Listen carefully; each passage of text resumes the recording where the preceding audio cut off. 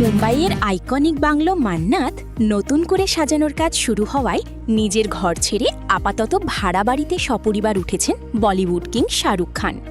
সংস্কার কাজ চলাকালীন আগামী 2 বছর তিনি বান্দ্রার পালি হিল এলাকার একটি বিলাসবহুল ফ্ল্যাটে বসবাস করবেন। বর্তমানে শাহরুখ যে ফ্ল্যাটে থাকছেন তার মালিক বলিউডের খ্যাতনামা প্রযোজক বাসু ভাগনানি ও তার ছেলে জ্যাকি ভাগনানি। পালি হিলের এই দ্বিতল ফ্ল্যাটটি মাসিক 24 লাখ রুপিতে ভাড়া নিয়েছেন কিং খান।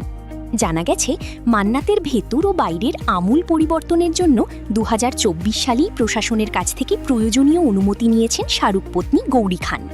নকশায় বড় ধরনের পরিবর্তনের পাশাপাশি বাংলোটিতে আরও 2টি নতুন তলা যুক্ত হওয়ার সম্ভাবনা রয়েছে। ভাড়াটে হিসেবে শাহরুখের ব্যবহারে মুগ্ধতা প্রকাশ করেছেন বাড়ির মালিক জ্যাকি ভাগনানি।